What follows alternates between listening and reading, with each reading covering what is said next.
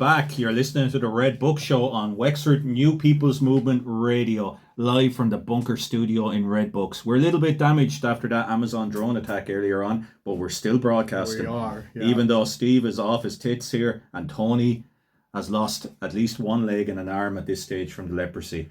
A lot of messages coming in on WNPMR.com. Liam says, I wrote a comedy about the Troika at the time. Pippo says, I wouldn't eat the rich. I never got a taste for vanilla. And Fionn says, I have seized the means of production. I'm the de facto duty manager in the shop right now. Well done, Fionn. Steve, it's time for another edition of Dr. Unike's Almanac. All right, Dr. Unike's Almanac, Next Generation. Next Generation. Yeah. A lot of people were texting us in, actually, about last week, your revelation that there was a Dr. Unike's Almanac point one. Original series. Yeah. All right, anyway, here we go. When I think of economics and education, two words come to mind in rapid succession. They are exposure and development.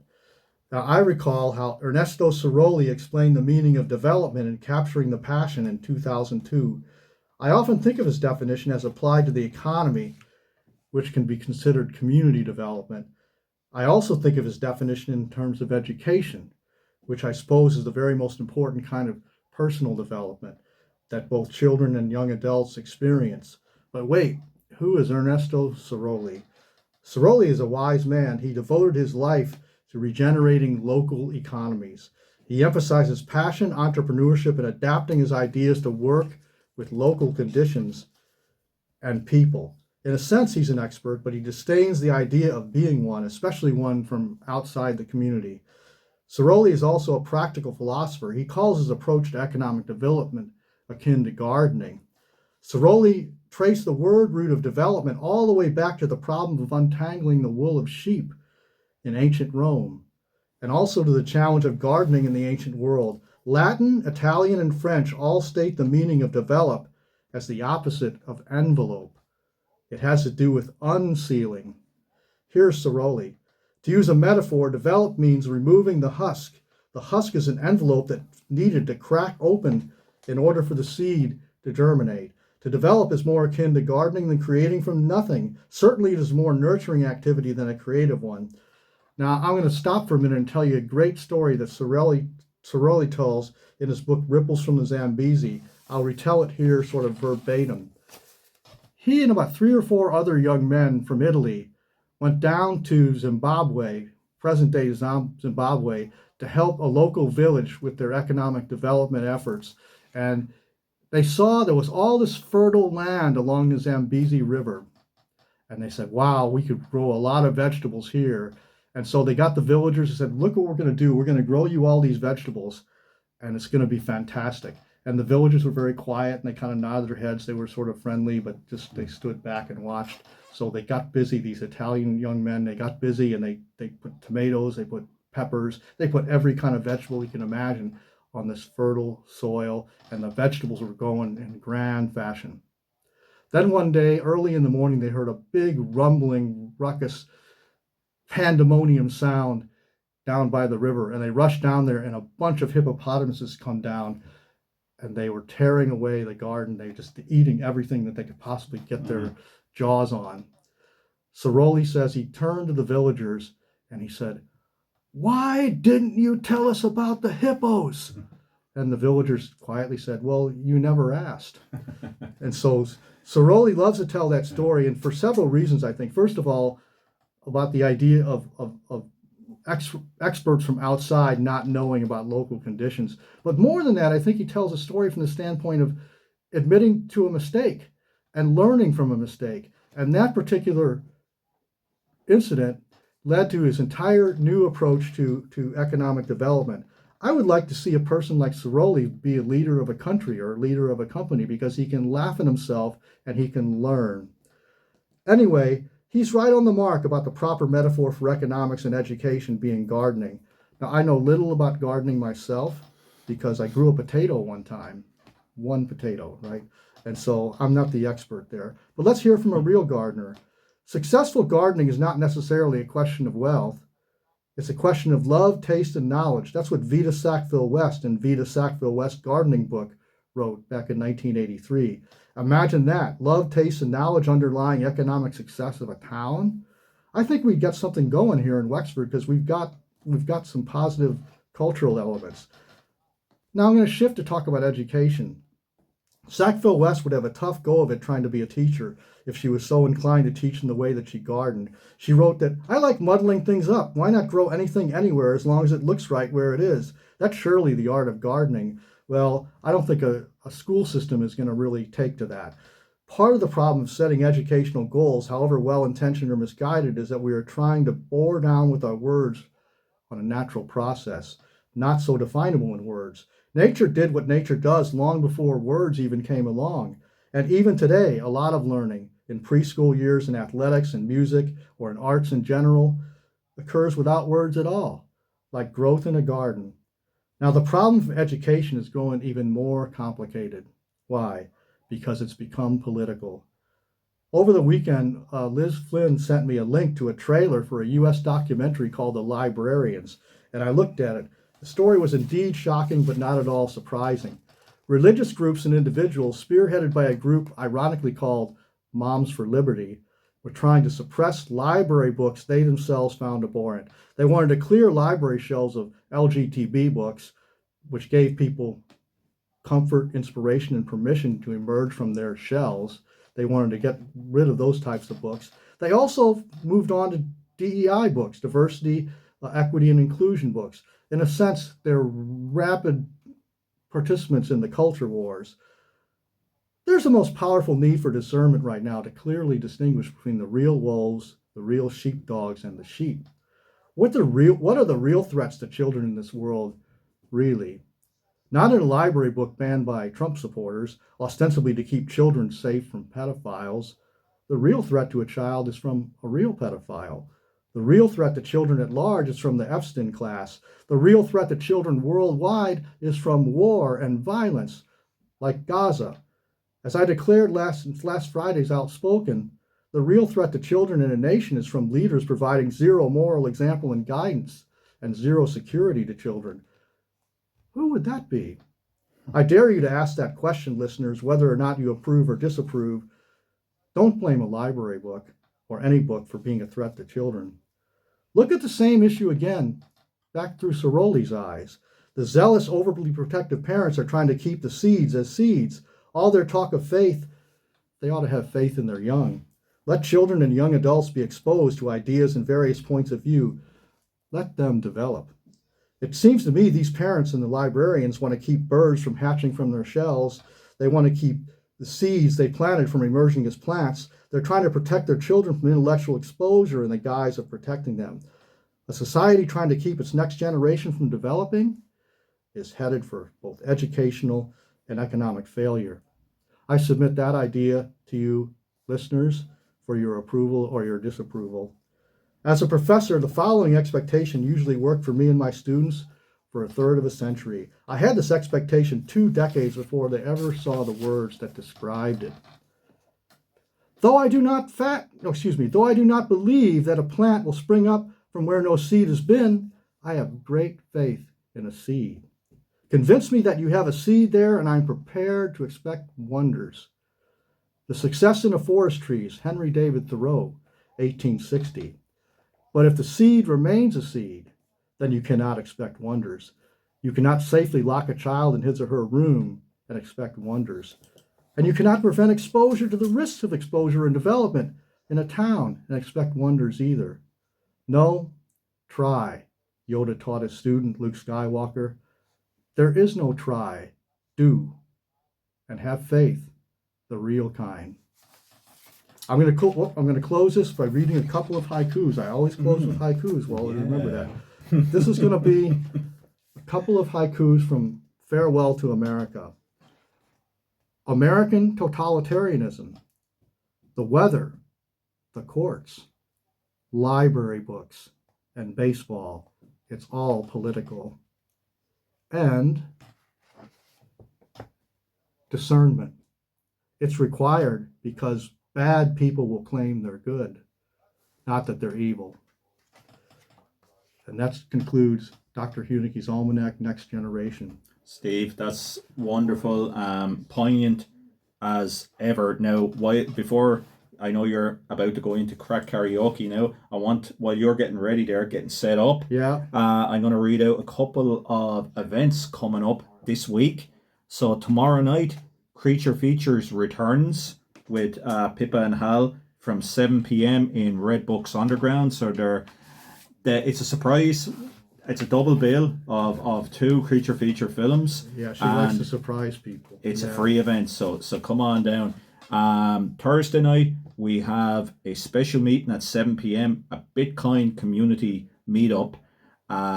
This is something completely new. It's just enthusiasts. It's not a sales pitch, and we certainly don't endorse it one way or the other, but it's going to be on at 7 p.m. And that's going to be followed by Connect Again, our AI group, from 8 p.m.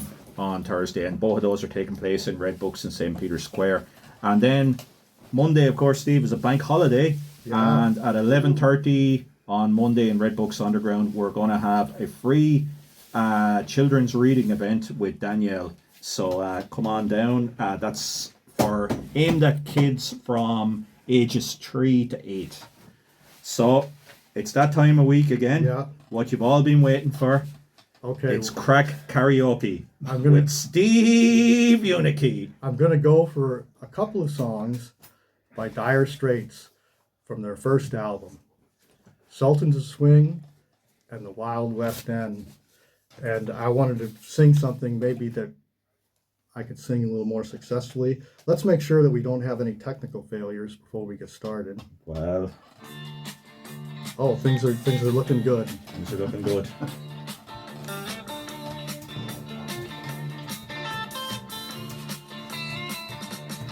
You get a shiver in the dark, it's raining in the park in meantime. South of the river you stop and you hold everything. A bandit's blowing Dixie, double 4 time. You feel alright when you hear the music ring.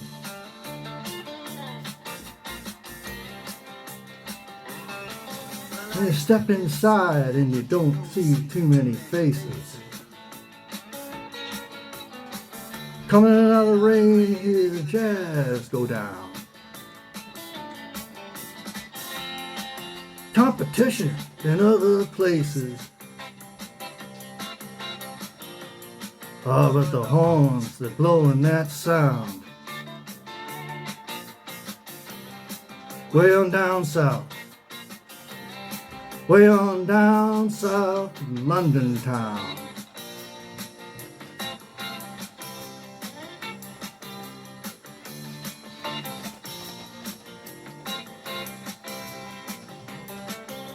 Now, Guitar George, he knows all the chords.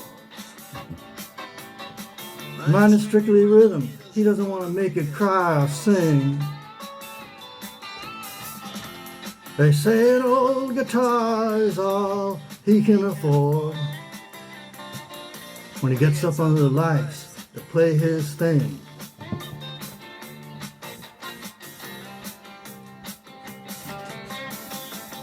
And Harry doesn't mind if he doesn't make the scene.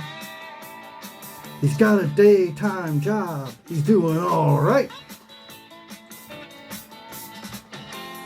He can play the honky-tonk like anything. He's picking it up for Friday night. We're the Sultans. We're the Sultans of Swing.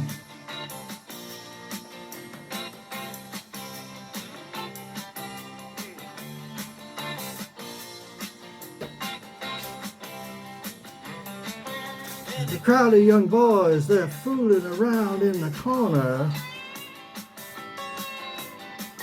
Drunken dressed in franchises and their platform soles.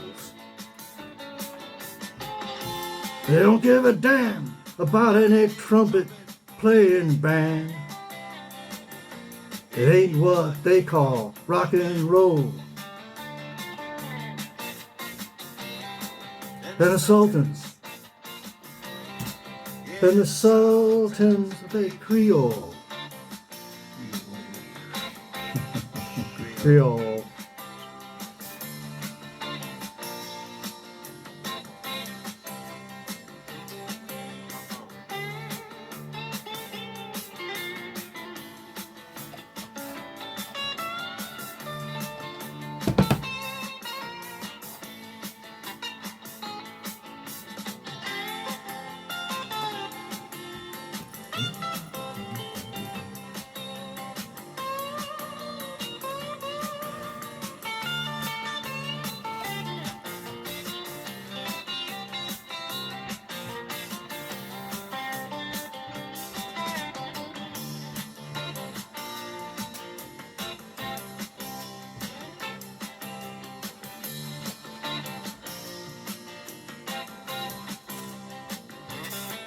And then the man steps right up to the microphone and says at last as the time bell rings, "Good night, it's time to go home." And he makes it fast with one more thing. We are the Sultans. We are the Sultans of Swing. Oh. Just let it fade out.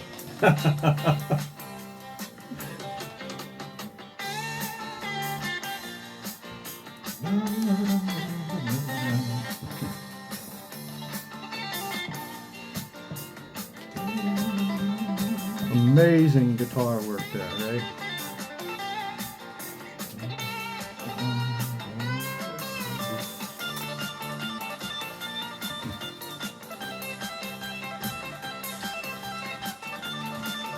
Yeah, you can't cut that short.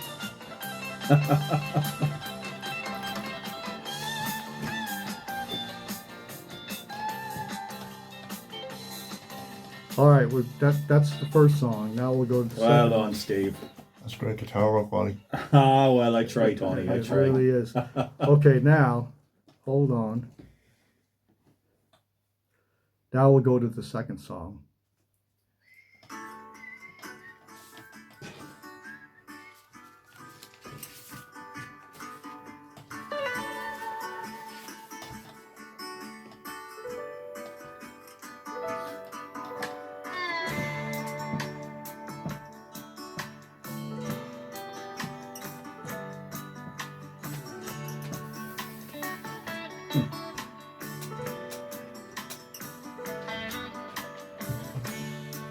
Stepping out to Angelucci's for my coffee beans. Checking out the movies and magazines. The waitress, she watches me crossing from the Barraco bar. I get a pickup for my steel guitar. Saw ya walking down Shaftesbury Avenue. Excuse me talking, I wanna marry you. This is 7th Heaven Street for me. Don't seem so proud. You're just another angel in the crowd, and I'm walking in the Wild West End. Walking in the Wild West End. Walking with your wild best friend.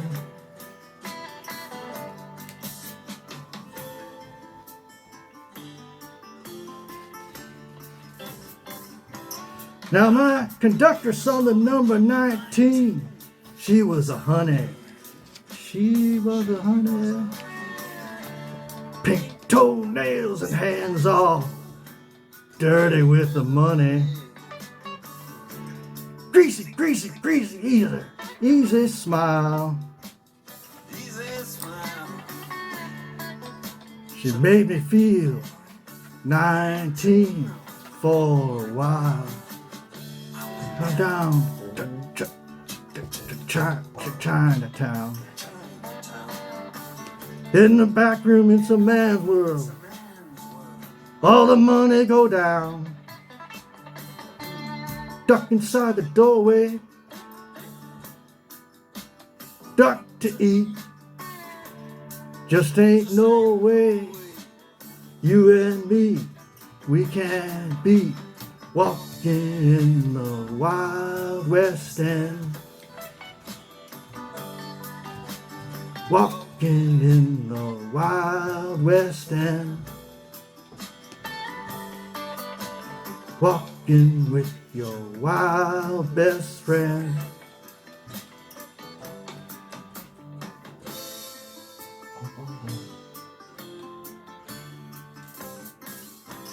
Now it go dancing girl. Yes, I saw the DJ, he say, here's Mandy for you. Feel alright? Say it now. Do that stuff. She's tonight, walk on by. Close-ups can get rough. Walking in the Wild West End. Walking in the Wild West End. Walking with your wild best friend.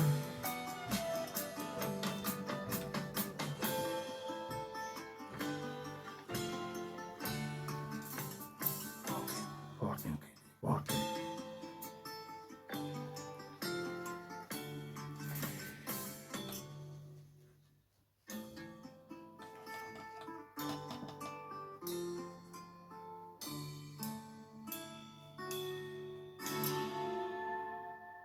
Oh, well done, Steve. Nice one, Stevie. Thank you. Well, that was fun. that was brilliant. You're listening to the Red Book Show on Wexford New People's Movement Radio, broadcasting live from the Bunker Studio in the wild West End of Wexford Town. Dangerous place where people will sing Dire Straits songs at you. I think we're going to have a bit of music now, Tony, and then we'll introduce our special guest, Pat Lampert, straight after the break. This is Waves by Harry. Hallie.